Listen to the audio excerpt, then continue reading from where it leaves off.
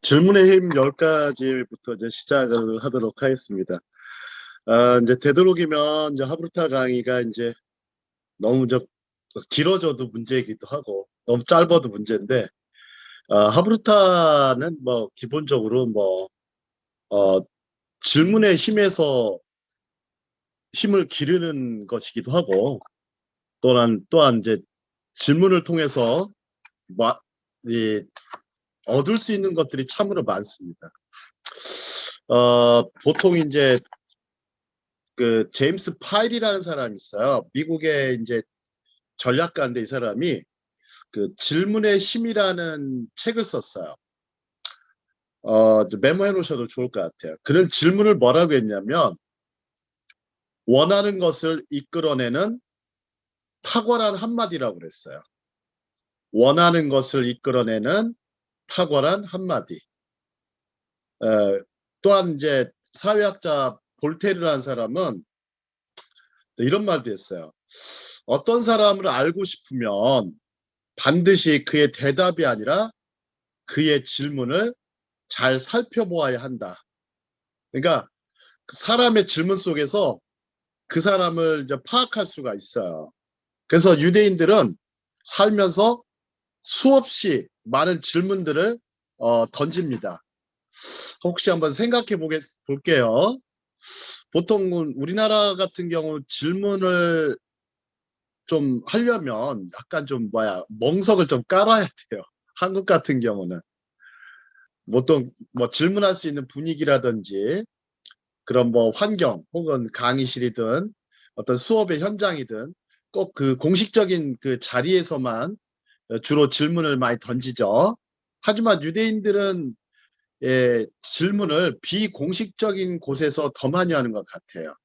그러니까 그만큼 질문을 어떤 삶의 어떤 체화시키는 거, 삶의 어떤 습관으로 그냥 질문은 당연히 하는 것처럼 해야 되는 것이죠. 혹시 하나 질문을 한번 던져볼게요. 만약에 질문을 안 하게 되면 무슨 일이 벌어질까요? 질문을 안 하게 되면, 내가 살면서 질문을 안 하게 살면 무슨 일이 벌어질까요? 한번 다른 분 말씀해 주시겠어요? 질문을 안 하면은 뭐 아무것도 모르죠. 답이 없죠. 예, 답이 없어요. 발전이 없을 것 같아요. 발전. 예, 발전이 없죠. 그리고 이제 하브루타를 생각이 풍성해지지 않을 것 같아요. 이제 보통 이제 유대인들이 이제 이렇게 만약에 이런 식의 질문을 던지면 어떻게 하냐면 거꾸로 생각해 보시는 거예요. 거꾸로 생각해 보시는 거예요. 질문을 안 하게 되면 무슨 일이 벌어질까? 거꾸로 생각해 보시면 남의 질문을 받고 살아야 돼요. 아, 남의 질문을 받고 살아야 돼요. 평생 동안. 그 질문에 답변하고 살아야 되기 때문에 아주 그것도 좀 좋진 않은 것 같습니다. 그러니까 질문을 하면서 뭔가를 얻어낼 수도 있고, 질문을 또 받으면서 내 생각을 표현하는 것인데, 결국에는 이제 하브루타는 커뮤니케이션이겠죠. 한번 보시겠습니다. 오늘 질문의 힘 10가지. 1번 한번 보시면 개방형 질문을 하면 좋은 답이 나온다. 개방형, 즉 열린 질문을 하면 열린 답이 나온다, 그런 뜻이고요. 자, 두 번째 보면 질문을 하면 생각을 하게 됩니다. 보통 말이 없는 친구들 있잖아요. 말수가 굉장히 적은 친구들이 있어요. 그런 친구들한테 질문을 짧게라도 한마디 던지면 조금이라도 이제 생각을 하고 그 아이들은 표현을 하게 됩니다. 그러면서 입을 열게 되면서 결국 입을 열게 되면서 또 마음까지 열게 되는, 그래서 아주 굉장히 질문의 효과가 높습니다. 세 번째, 일단은 질문을 하면 그 질문의 이유에 대한 합당한 정보를 얻게 됩니다. 그래서 기자처럼 물어보는 거예요. 기자처럼. 기자들은 좀 주로 어떻게 물어보는지 아세요? 기자들. 보통 육하 원칙에 의거해서 물어봐요. 육하 원칙. 그 다음에 이제 약간 이 순서대로 약간 단계를 밟아서 질문을 던지죠. 그 다음 네 번째, 질문을 하면 약간 통제가 됩니다. 통제, 컨트롤이 돼요. 그 다음에 다섯 번째, 질문하면 상대방의 마음을 열어준다. 아주 굉장히 질문의 효과 중에서 상대방의 마음을 열고 서로 이게 좀 대화에 물꼬를 트는 일이 또 질문입니다. 여섯 번째, 질문은 또한 경청하게 된다. 자, 보통 우리 기업체에서 최고 경영자를 뭐라 그러죠? 영어로? 최고 경영자. CEO? CEO죠. 네. 근데 이제 그 유태인 그 애플의 스티브 잡스는 자신을 CEO라고 안 부르고 CHO라고 그랬어요. CHO. 이게 뭐냐면 최고 경영자가 아니라 최고 경청자. 최고 경청자가 되겠다. 그래서 스스로를 최고 경청자라고 불렀어요. 굉장히 아주 말을 참 잘 만들죠. 자, 7번. 질문은 어느 단계에서 다른 단계로 넘어가는 징검다리 역할을 합니다. 징검다리 역할. 그 다음 9번째, 질문은 숨은 힘과 더불어 변화를 시키는 감동이 있다. 그 다음에 질문에 대한 답을 구하다 보면 설득력이 생긴다. 설득력이 생긴다. 이렇게 질문의 힘은 10가지로 이렇게 압축 요약할 수 있겠습니다. 자, 다음 장 보시죠. 자, 사회학자 볼테르. 이거 좀 한번 같이 한번 읽어보실까요? 어떤 사람을 시작. 어떤 사람을 알고 싶으면 반드시 그의 답이 아니라 그의 질문을 잘 살펴봐야 한다. 보통 이제 선교사님들이나 많은 목사님들 이게 전도를 많이 나가시는데 이렇게 막 전도를 많이 나가시면서 반드시 해야 될 게 이게 질문을 던져보면서 뭐 쉽게 말하면 개방형 질문들 되게 좋아요. 어떻게 지내세요? 요즘 뭐 좀 시대가 좀 이런 시대가 됐는데 생활은 괜찮으신가? 해서 먼저 안부를 물어보는 질문하고서 약간 좀 겉에 보이는 질문 했다가 점차 이제 심층적인 질문을 하다 보면 좋은 어떤 관계성을 형성할 수가 있어요. 굉장히 그런 순간을, 그래서 좋은 관계성을 갖게 되면 나중에는 자연스럽게 교회로 인도되는 일들이 참 많이 벌어집니다. 자, 다음 장 보시죠.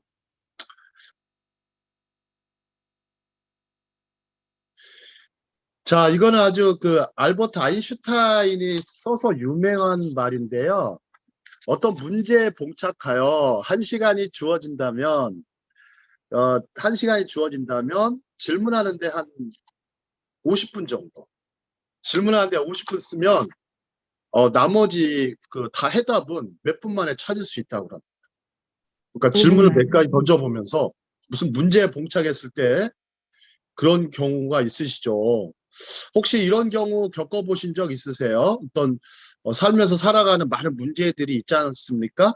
그 문제에 대해서 문제를 쉽게 해결하는 방법이 없으면 좀 문제를 나눠 가지고 거기에 문제에 대한 질문들을 만들어 보면서 서서히 그 과정 속에서 해답을 찾아가는 것, 좀 혹은 명답을 찾아가는 과정들이 생기실 거예요. 그 다음에 또 하나 보시죠. 질문이 없다면 통찰도 없다. 굉장히 인사이트. 질문을 던지면 인사이트가 생길 수 있습니다. 그 질문을 던지면 통찰력, 인사이트가 생길 수가 있어요.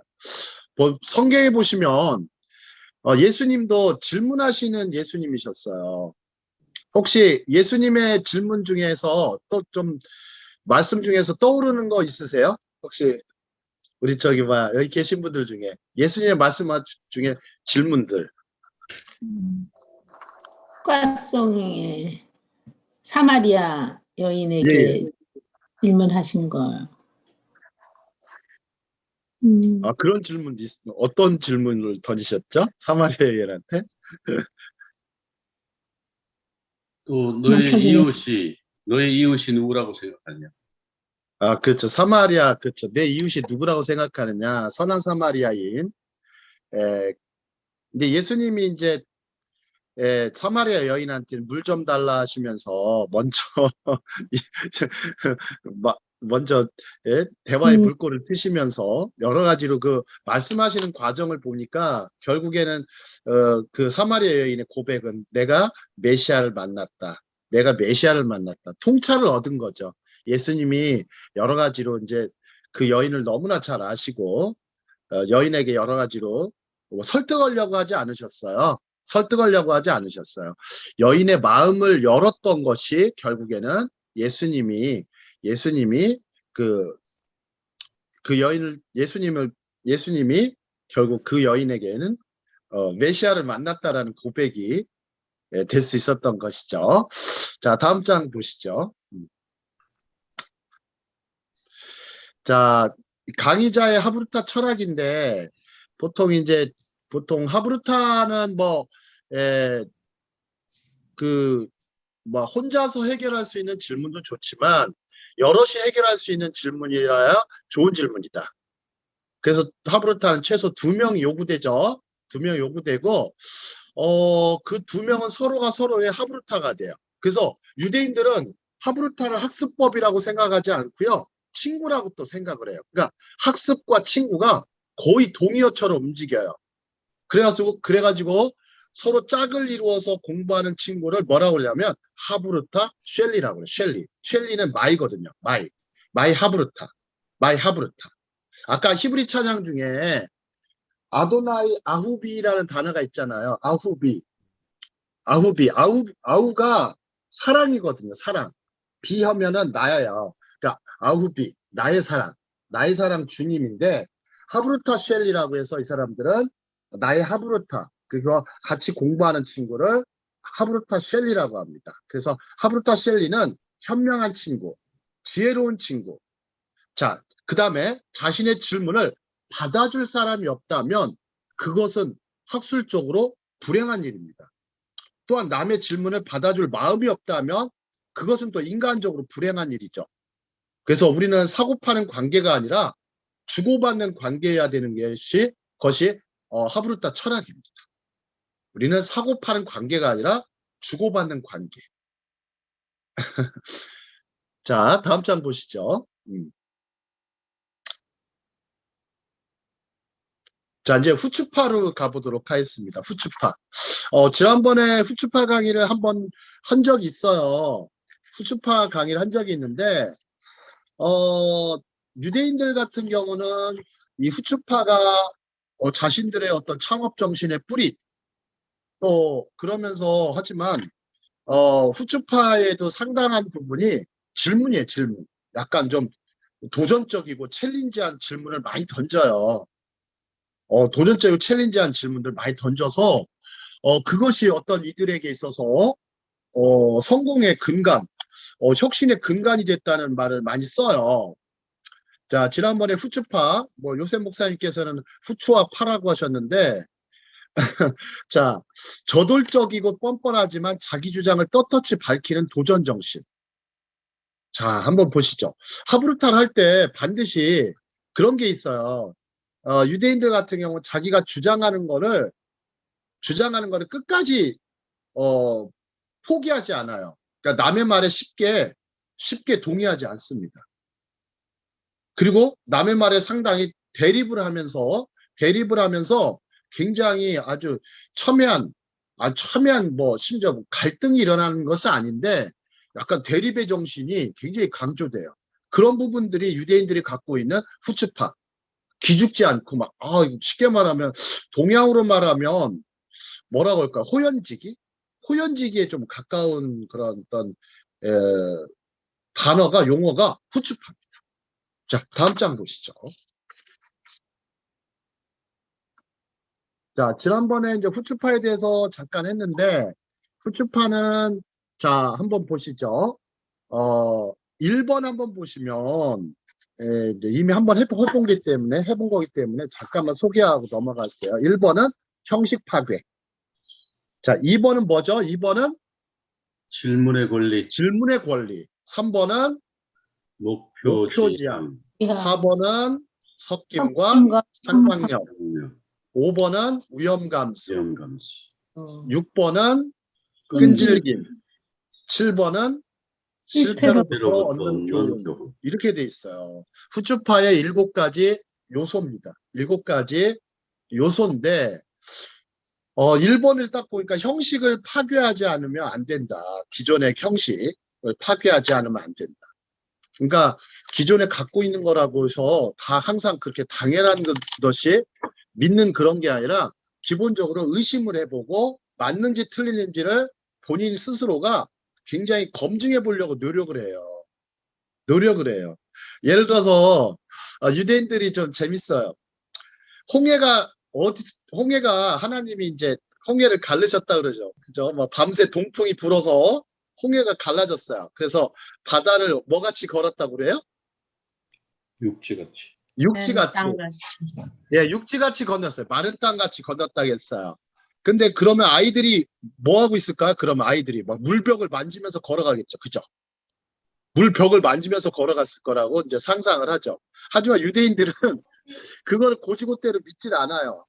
그래가지고 막 홍해 일대를 다 탐사를 합니다. 탐사를 했더니 1년에 한 번 물이 갈라지는 날이 있는 거예요.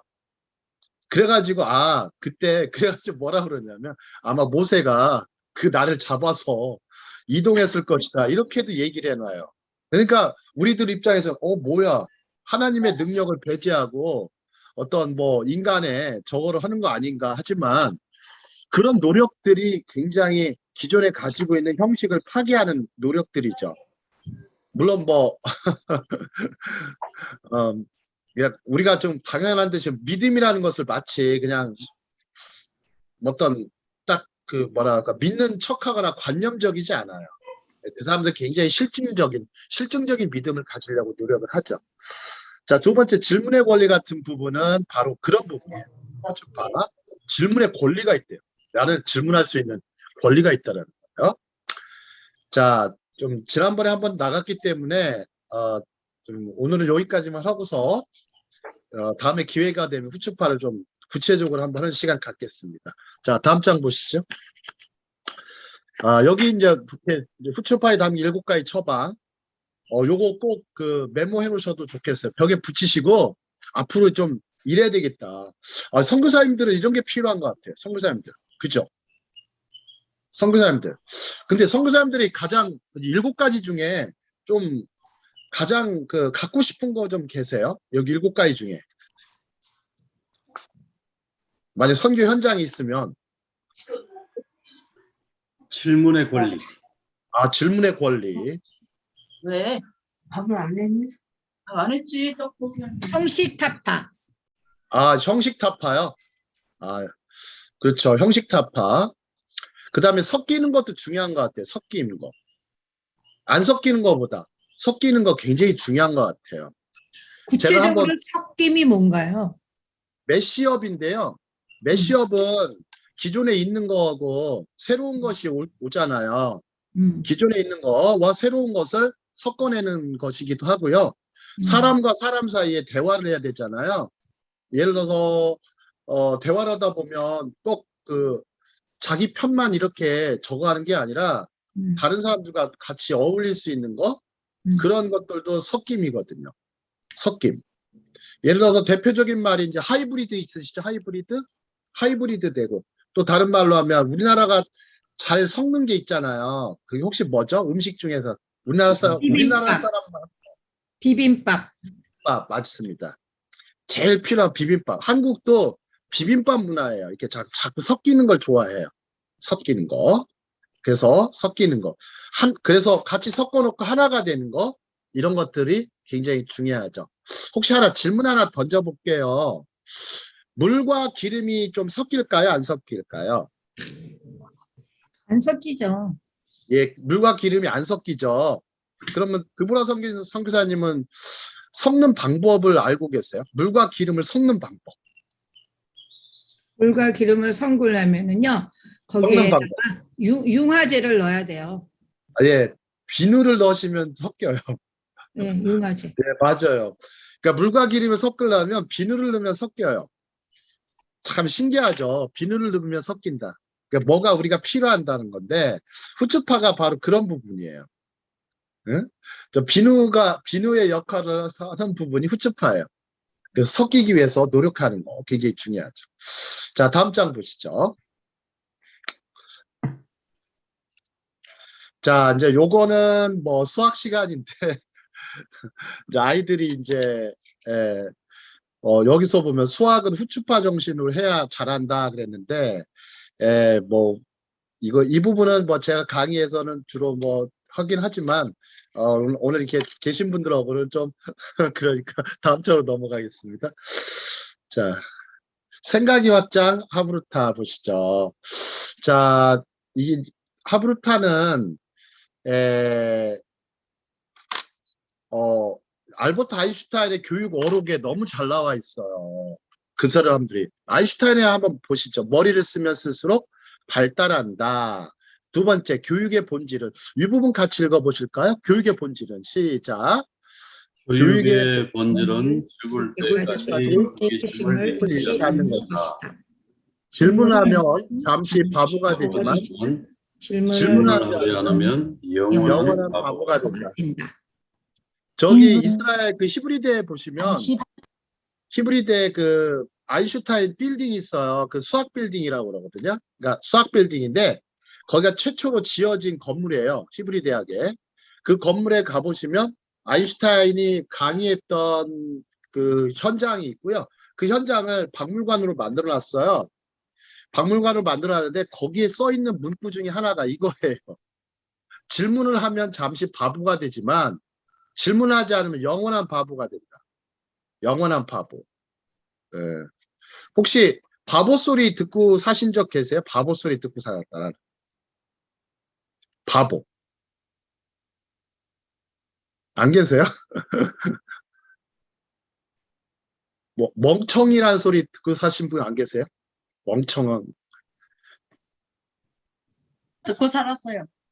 아, 듣고 사셨어요? 예, 네. 바보. 네, 바보. 바보. 예, 바보는 이제, 바라볼수록 보고 싶은 사람. 바라볼수록 보고 싶은 사람이요? 예. 바보. 바라볼수록 보고 싶은 사람. 네. 근데 자, 이제 질문을 하면 이러죠. 무슨 그런 질문을 하냐고. 그러니까는 예. 같은 바보 모임 같은 질문 한다고 그랬죠. 네, 모임 같은 데 가면은요. 질문을 하게 되면 시간이 길어지잖아요. 네네. 그러니까는 왜 시간 허비하면서 왜 그런 질문을 하냐고 그러면서 막 인상을 찌푸리고 이런 사람이 있죠. 네네. 네. 자, 근데 우리나라 같은 경우는 질문 문화가 좀 잘못된 게 질문은 맨 끝에 수업 끝에 해야 된다고 생각을 해요. 수업을 맨 끝에 해야 된다고 생각을 해요. 하지만 유대인들은 어떨까요? 중간에 맨 막 처음, 하죠. 맨 처음부터 질문해요. 맨 처음부터. 왜냐하면 새로운 수업에 대해서 질문하는 게 아니고 그 전에 수업들 있잖아요. 그 전에 수업 이어왔잖아요. 그 전에 이어온 수업을 복습하면서 질문을 던져요.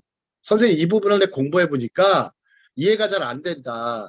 이거에 대해서 질문을 던진다. 아예 그냥 수업 첫 시간부터 아주 질문을 던져요. 아이들이. 이런 것도 좀 좋은 것 같아요. 우리나라도 좀 바꿔서 아예 그냥 수업 시작 때부터 약간 지나온 수업들을 한번 리뷰해 보면서 리플레이 하면서 질문을 하는 것도 굉장히 좋은 것 같습니다. 자, 마르틴 부버의 교육 어록이 있어요. 이분은 굉장히 하브루타를 극찬을 했어요. 한번 이 부분 읽어볼까요? 하브루타는 시작. 하브루타는 하브루타는 유대인의 가장 가장 중요하고 중요하고 값진 값진 유산이다. 유산이다. 하브루타의 하브루타의 선한 목적은 친교이지만 친교이지만 그 그 효과는 엄청난 지혜의 폭발력을 폭발력이 의 학습 효과를 대화단 유발한다. 높은 수준의 학습 수준의 효과를 학습을 유발한다. 이거 메모해 놓으셔도 좋을 것 같아요. 하브루타는 유대인의 가장 중요하고 값진 지적 유산이라는 거예요. 마르틴 부버가 이 정도 말할 정도면 마르틴 부버는 워낙 우리가 칼바르트와 더불어서 자연주의 신학, 자연신학의 대가잖아요. 그 다음에 이제 사회철학의 대가였고 유태철학의 아주 최고봉이라고 할 정도로 뛰어나신 분이었는데 하브루타의 선한 목적은 친교예요. 말 그대로 펠로우십이에요. 펠로우십이지만 지혜의 폭발력이 있다라는 거. 지혜의 폭발력 있다라는 거. 그래서 하브루타의 어떤 가지고 있는 최고의 장점은 친교와 더불어서 지혜의 폭발력, 엄청난 또 학습 효과 이런 것들을 유발한다는 거. 마르틴 부버의 책에서 나온 내용입니다. 자, 다음 장 보시죠. 자, 천재 리차드 파인만 이야기가 있어요. 리차드 파인만. 답 없는 질문은 두렵지 않지만 질문 없는 답은 너무나도 두렵다. 리차드 파인만은 뭐 잘 아시죠? 아인슈타인 이후로 최고의 물리학자였어요. 그래서 이 사람이 쓴 말은 누구나 답할 수 있는 것은 질문이 아니다 그랬어요. 누구나 답할 수 없는 질문이 질문이다 그랬어요. 그러니까 질문에 굉장히 질문의 품질이 좋아야 되는 거. 그래서 아무래도 이 질자라는 단어가 품질이라는 단어 같아요. 제가 봐도 품질 있는 물음 그것이 질문이라고 생각이 됩니다. 자, 다음 장 보시죠. 자, 이분이 누구시죠? 김준기 씨 아들 네, 홍성욱이. 너무나 유명하죠. 뭐 여자분들이 좋아하시더라고요. 홍정우. 너무 미남이시죠, 그죠? 네. 이 사람 나이가 지금 어떻게 되는지 아세요? 40몇이겠지. 40대 되지 않았나요? 나이가 딱 50 됐더라고요. 올해 50인가 어. 58인가. 네. 뭐 굉장히 하버드 대학 수석으로 마칠 정도로 똑똑한 친구였는데 이분은 어떤 분이냐면 미국에 이제 이민을 갔을 때 굉장히 그 아버지가 남궁원 씨잖아요. 영화배우 남궁원 씨가 아니 교육을 시켜야 되는데 보면 뭐부터 시켜야 고민을 했어요. 뭐부터 시켜야 되나. 물론 뭐 영어 공부를 열심히 해야 되겠죠. 초등학교 때 건너갔으니까. 물론 뭐 중학교까지는 아마 제가 알기로는 압구정에서 아마 학교를 다니다가 초등학교 때 왔다 갔다 하면서 학교를 다녔던 것 같아요.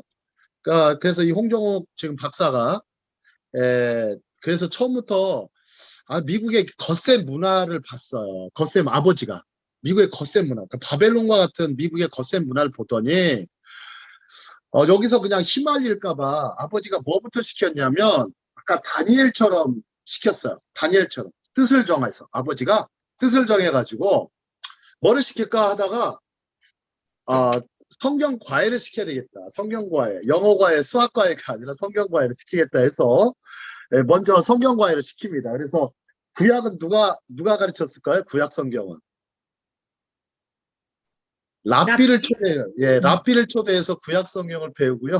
신약 성경은요.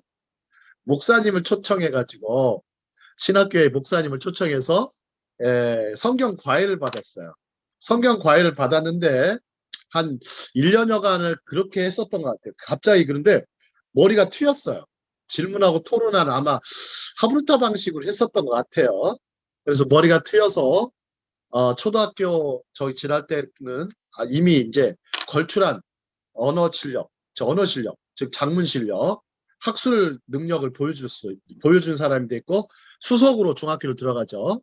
그리고 하버드 대학에서 나중에는 이 홍정욱 박사는 뭐 하버드뿐만 아니라 북경대학에서도 공부하고 일본의 동경대학 그다음에 뭐 어딘지 잘 모르겠는데 옥스포드에서도 아마 잠시 공부했었던 것 같아요. 근데 이 사람이 이제 강조하는 그 공부법이요. 뭐죠? 무조건 외워라. 외워라예요. 완벽주의 공부법이래요. 무조건 외워라. 외워야만 나온다. 어떻게 좀 동의하세요? 무조건 외워라? 저는 굉장히 동의합니다. 무조건 외워라. 외우다 보면 몸에 그냥 그 갖추게 돼서 자연스럽게 외운 대로. 꼭 이런 방법은 좋지 않을 것 같지만 제가 봐서는 무조건 외워야 되는 거. 통암기법이라고 그래요. 공부 방법이. 통암기법. 자, 그래서 우리도 좀 성경 과외 많이 했으면 좋겠어요. 성경 공부가 말고 성경 과외 시켜서 성도들한테도 머리를 좀 틔워주는 거. 그리고 막 성경 구절도요, 무조건 외우게 하는 거. 유대인들은 성경 암기를 막 엄청나게 시키잖아요. 그 탈무드는 사실상은 이제 두 가지 파트가 있어요. 하나는 미시나예요, 미시나. 두 번째는 게마라가 있어요. 미시나하고 게마라인데, 혹시 요셉 목사님, 미시나가 무슨 뜻인지 아시죠? 미시나. 음.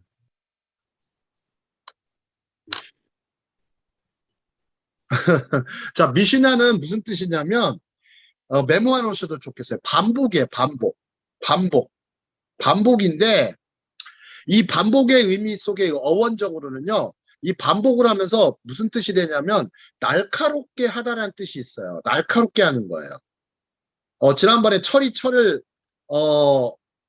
날카롭게 한다고 그랬잖아요. 계속 미시나는 반복을 해가지고 완전히 그 경전에 담겨 있는, 성경에 담겨 있는 것을 계속해서 되풀이합니다. 외워가지고, 그 다음에 게마라가 있어요. 게마라는 뭐냐면 그 미시나의 주석이에요. 미시나의 주석인데 해설해 놓고 풀이해 놓은 거예요. 그래서 게마라는 무슨 뜻이 있냐면요. 메모해 놓으셔도 좋겠어요. 게마라는 완전이란 뜻이 있어요. 완벽이란 뜻이에요. 그러니까 미시나하고 게마라가 합쳐져서 탈무드가 됐는데, 완전, 즉 미시나처럼 반복하고 완전하게 만드는 거, 그것이 바로 탈무드에 관련된 정신이에요.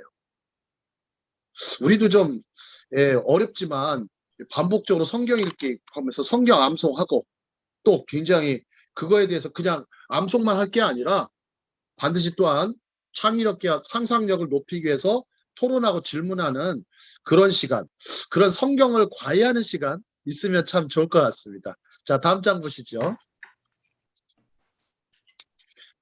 자, 인공지능 시대예요. 지금 인공지능 시대. 한 10분 정도만 하고 마칠 건데요. 자, 알파고하고 이세돌이 나왔죠. 나와서 막 바둑을 뒀는데 어떻게 됐어요? 알파고가 이겼잖아요. 어이구, 저 그때 굉장히 충격을 받은 거 아닌데, 야, 세상이 어떻게 대국자가 인공지능하고 덤비는데 그 바둑을, 와. 자, 한번 보시죠. 알파고 쇼크. 자, 한번 여기 두 번째 줄 보이세요? 한번 이 부분 한번 읽어볼까요? 알파고 쇼크. 시작. 알파고 알파고 쇼크. 사람이면 사람이면 사람이면 천년 걸릴 걸릴 100만 번의 기보학습을 알파고는 알파고는 단 알파고는 4주 만에 단 맞췄다. 4주 만에 맞췄다. 약 1000년 걸릴 거를요, 단 4주 만에 맞춰서, 알파고가 이세돌과 붙은 거예요. 근데 이세돌이 한 번 이겼죠. 이세돌이 한 번 이겼어요. 대단한 사람입니다. 이세돌이 그 혹시 메모를 해 놓으셔도 좋겠어요. 이 사람이 나는 자신감이 없어요. 무슨 말 썼냐면, 난 자신감이 없어요. 질 자신감이 없어요. 이런 말을 썼어요. 난 질 자신감이 없다. 그런 말 정도로. 자, 이제 앞으로 이제 인공지능 시대에는 가장 큰 문제가 일자리가 일단 가장 큰 문제가 되겠죠. 자, 한번 보시죠. 2018년 이후 초등학교에 입학한 학생들의 65%는 지금에 존재하지 않는 직업을 갖게 될 것이다. 자, 한번 보시죠. 인공지능을 이길 수 있는 거 한번 생각해 보시죠. 인공지능을 이기는 것은 상상력이다, 이렇게 표현해 놨는데, 다음 장 한번 볼까요? 다음 장에 보시면 이게 좀 지금 시대가 지금 4차 산업혁명 시대로 오면서 굉장히 우리가 좀 인공지능을 넘어서는, 인간지능을 넘어서는 이런 4차 산업혁명 시대에 정말 인간지능을 무력화시키는 것 같아요. 인간지능을. 그래서 드보라 선교는 네. 인공지능이 이제 앞질른 지가 벌써 좀 지났잖아요. 네. 그러면 인공지능이 제일 잘하는 것은 뭐고 인간이 제일 잘하는 건 뭘까요? 인간이 인간- 잘하는 거야? 제일 잘하는 거, 인공지능이 제일 잘하는 거 어떤 걸까요? 잠깐 이 부분 얘기해 볼게요. 인간이 잘하는 거는 감정 읽기. 상상력을 가질 수가 있죠. 예. 창조력도 가질 수 있고. 근데 인공지능은 그런 게 없을까요? 아예? 인공지능은 일단은 사람이 입력을 해야지 그것이 활동을 하게 되잖아요. 물론 정보는 많이 갖고 습득도 빨리 하겠지만은 결국 인간의 손이 필요한 게 인공지능이라고 생각을 해요. 근데 희한하게 인공지능이 거의 뭐 자가 발전 수준으로 지금 자기가 스스로 학습을 해요. 딥러닝이라고 해서. 이제 딥러닝이 돼가지고, 와, 거기까지 올라와가지고. 그 다음에 인공지능이 제일 잘하는 거는요, 답변하기예요. 답변하기. 답변. 네, 답변을 잘해요. 뭐 물어보면 다 알아요. 그냥 금방금방 알아요. 거의 뭐 전지전능한 수준은 아닌데, 인간의 뭐, 근데 인간이 제일 잘해야 될 것은 바로 이제 어떤 거예요? 그러면 질문하기예요. 질문하기. 인간은, 그러니까 인공지능은 질문하기를 잘 못해요. 질문하기를 못해요. 인간이 가지고 있는 지능은 질문하기예요. 바로 뭘 가지고요? 말 그대로 상상력과 창조력을 가지고 질문해내는 것. 질문해서 인류 역사에 문명을 이루는 거죠. 지금까지 인류 역사가 흘러오면서 1차에서 4차까지 산업혁명이 오는 동안 인간은 계속해서 질문하는 방법을 통해서 역사 발전, 산업 발전을 이뤄왔어요. 그러면 하브루타라는 방식으로 우리가 하브루타라는 것이 앞으로 4차 산업혁명의 커다란 굉장히 중요한 부분이 될 거라고 저는 생각을 해요. 자, 다음 장 보시죠. 자, 여기도 보시면 벌써 인공지능 로봇이 수학 문제를 푸는 시대가 왔어요. 아예 직접 로봇이 그냥 칠판에다 판서를 해주고 이 정도까지 지금 시대가 왔습니다. 자, 다음 장 보시죠. 자, 인공지능 이렇게 돌아가는 거 이런 부분은 뭐 워낙 인공지능은 중요한 부분이 하나는 데이터라는 부분이고요. 하나는 네트워크예요. 이런 것들이 서로 다 연결돼 있어가지고 지금 사회가 뭐가 됐냐면 초연결 사회, 하이퍼링크, 정말 하이퍼링크드 된, 하이퍼 커넥티비티 되는 시대가 왔습니다. 그래서 한쪽에 데이터, 그 다음에 한쪽에 네트워크가 서로 결합이 돼서 움직이는 세상이 지금 도래했습니다. 다음 장 보시죠. 자, 인공지능과 학습. 인공지능은 한번 그 세 번째 줄 한번 읽어볼까요? 인공지능은 인공지능은 시작. 인공지능은 인간이 가진 감성이나 감성이나 영성을 영성을 같이 갖춘다. 심지어 심지어 초지능까지도 초지능까지도 이는 유생물이다. 인공지능은 인간처럼 보이는 무인간이다. 다만 어떠한 질문이나 지시에 대한 해답을 잘 찾는 것이다. 그래서 우리는 창의성이 요구된다. 자, 그러면 인공지능이 못하는 직업을 우리는 찾으면 돼요. 인공지능이 못하는 직업. 한번 생각해 보실까? 인공지능이 못하는 직업이 뭐가 있을까요? 저는 선교사가 못할 것 같아요. 선교사. 인공지능이 못하는 직업. 인공지능이 전도할 수 있어요? 선교할 수 있어요? 동의하시죠? 그래서 뭐 허버트 케인이라는 선교학자가 한 말이 기억이 나요. 허버트 케인이 뭐라 그랬죠? 가장 농도 짙은 삶을 살려면 선교사가 되라. 가장 농도 짙은 삶을 살려면 선교사가 되라. 그래서 인공지능이 못하는 직업은 선교사가 있을 것 같아요. 자, 다른 분 뭐 없을까요? 한번 얘기해 보시죠. 인공지능이 못하는 직업. 저기 보육원이라 그러나요? 뭐라 그러죠? 그 애들 이렇게 돌봐주는. 예. 케어하는 거 맞아요. 네. 그것도 있을 수 있고요. 그거는 못할 것 같아요. 근데 가장 못하는 거가요, 선생님이래요. 인공지능은 선생님이 될 수가 없대요. 네, 선생님의 직업은 지구가 멸망할 때까지는 선생님의 직업은 없어지지 않을 거예요. 선생님이에요. 그러니까 우리가 보면 가장 최고의 저 직업은 선생님 같아요. 선생님. 그 선생님은 인공지능도 다 도구로 이용하잖아요. 그냥 학습 도구일 뿐이에요. 선생님들한테는. 아이들한테도 마찬가지겠지만. 그래서 앞으로 제가 봐서는 선교사, 선생님은 거의 동급입니다. 열심히 선교하시고 또 선생으로서 교육하는 거 하시면 좋을 것 같습니다. 자, 다음 장 보시죠. 네. 자, 유발 하라리 뭐 이런 내용들 보세요. 요즘에 앞으로 지금 아이들은 이게 사피엔스라는 책에 나오는데 이제 지금은 이제 지금까지 세대들은 어떻게 살아왔어요? 과거 세대가 가르쳐준 대로 살아왔잖아요. 이제는 안 돼요. 이제는 역사상 첫 세대가 됐어요. 이들은 과거의 것으로 가르치는 시대는 지났어요. 지나고 이제는 새로운 것이 필요한 그런 시대가 왔어요. 자, 이런 시대에 우리가 좀 필요한 게 뭘까 더 고민해 봐야 되겠습니다. 다음 장 보시죠. 자, 이제 인공지능과 인간지능, 지성, 감성, 영성, 변화. 이제는 아이들이 인공지능과 경쟁하며 살아가야 할 아이들이에요.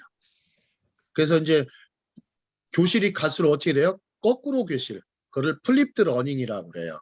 플립드 러닝. 이제는 이런 교실로 가고 있습니다.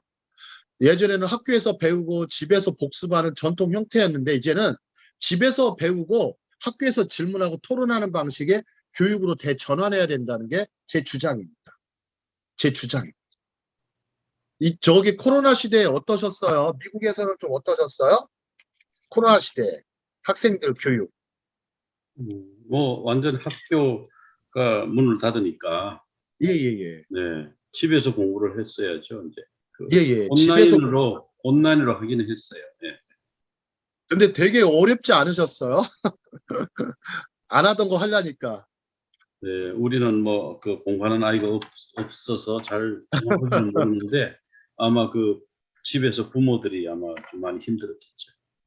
예. 근데 유대인들은 이미 그게 조상 대대로 하던 일이어서 마치 집을 학교처럼 꾸며놔가지고 막 공부를 하니까 조상 대대로 그것을 해버리니까 별로 뭐 그거에 이미 다 적응돼 있는 저 민족이다 보니까 굉장히 아주 유연하게 했던 것 같아요.